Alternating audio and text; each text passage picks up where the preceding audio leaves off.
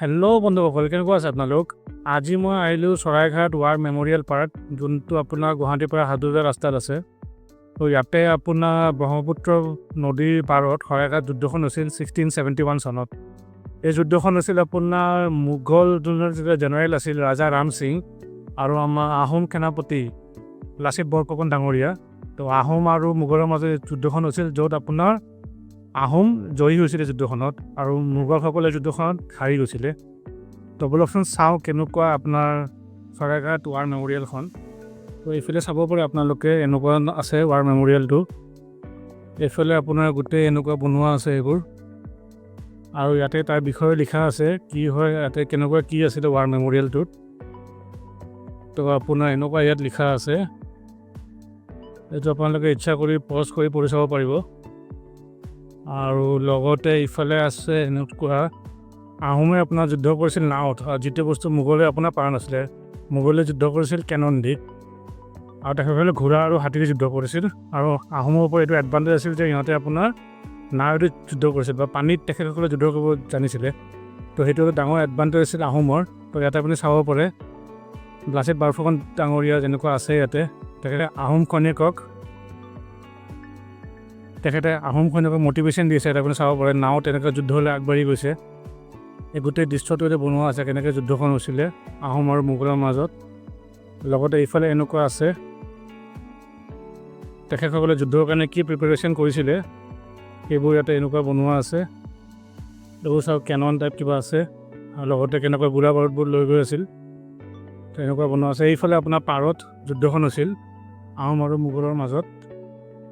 আৰু এইফালে morning walk কৰিব আহে বহুত মানুহ, আৰু খুব সুন্দৰ পাৰ্কৰ নিচিনা বনোৱা আছে বস্তুটো, এনেকুৱা আছে। এইফালে তলত গৈ চাওঁ কি আছে।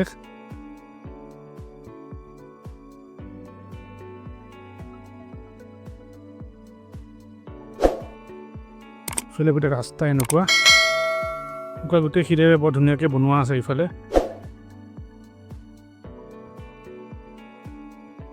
এনেকুৱা এইবোৰ টোপ চাওক, যুদ্ধ যেনেকুৱা হৈছিল তেনেকুৱা টাইপ বনোৱা আছে ইয়াতে।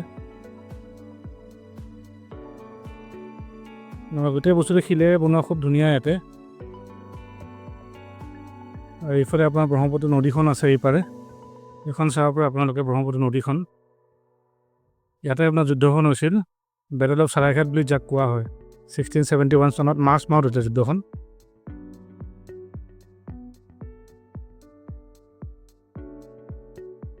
আৰু এইফালে এনেকুৱা আগলৈ যাব পাৰে আপোনালোকে, ধুনীয়াকৈ মেইনটেইন কৰি দিছে জেগাটো।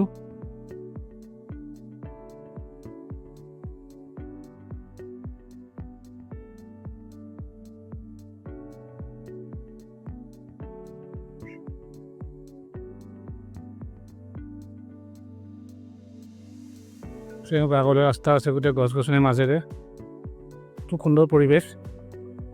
ইয়াৰ পৰা এনেকুৱা দেখা পায় গোটেই শিলৰ ওপৰত বস্তুবোৰ বনোৱা আছে।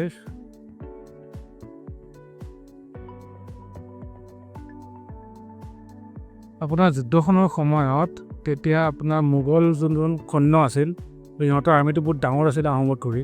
কিন্তু যিহেতু ব্ৰহ্মপুত্ৰ নদীখন এটা ষ্ট্ৰেটেজিক পইণ্ট হয়, আৰু মোগলৰ জাহাজবোৰ বৰ বিশাল আছিল, তো সিহঁতে পটককৈ আহিব পৰা নাছিলে। আৰু লগতে আমাৰ লাচিত বৰফুকন ডাঙৰীয়াই তেখেতে খুব চুইফ্ট টেকটিক ইউজ কৰিছিল, গৰিলা ৱাৰফেয়াৰ ইউজ কৰিছিল। তো সেইটো কাৰণে আহোমবোৰ জয়ী হ'ল এই যুদ্ধখনত। আৰু লগতে আপোনাৰ যিটো ফাইনেল বেটেল, তাতে বহুত মোগল সৈন্য মৰি গৈছিলে। আৰু লগতে আপোনাৰ মুনাৱাৰ খান, তেখেতৰ জেনেৰেল এডমিৰেল আছিল, তো তেখেতো আপোনাৰ গুলি খাই মৰি যায়। আৰু লগতে মাজতে আপোনাৰ লাচিত বৰফুকন যুদ্ধখনৰ সময়ত অলপ গা বেয়া আছিল, কিন্তু সেইটো সময়ত আপোনাৰ তেখেতে দেখিলে যোনবোৰ আহোম সৈন্য আছিল সিহঁতৰ মৰেলটো খুব ডাউন হৈ গ'ল। তো সেইটো সময়ত তেখেতে আহি ক'লে যে এতিয়া মই দেশৰ কাৰণে যুদ্ধ কৰিবই লাগিব। আৰু সেইটো দেখি আহোম সৈন্যবোৰৰ মৰেলটো খুব বাঢ়ি গ'ল, আৰু তেখেতসকলে যুদ্ধখনত জয়ী হ'ল। আশা কৰোঁ আপোনালোকৰ ভিডিঅ'টো চাই ভাল লাগিলে। যদি ভিডিঅ'টো ভাল লাগিছে তেনেহ'লে ভিডিঅ'টো লাইক এণ্ড শ্বেয়াৰ কৰিব, আৰু চেনেলটো ছাবস্ক্ৰাইব কৰিব। ধন্যবাদ।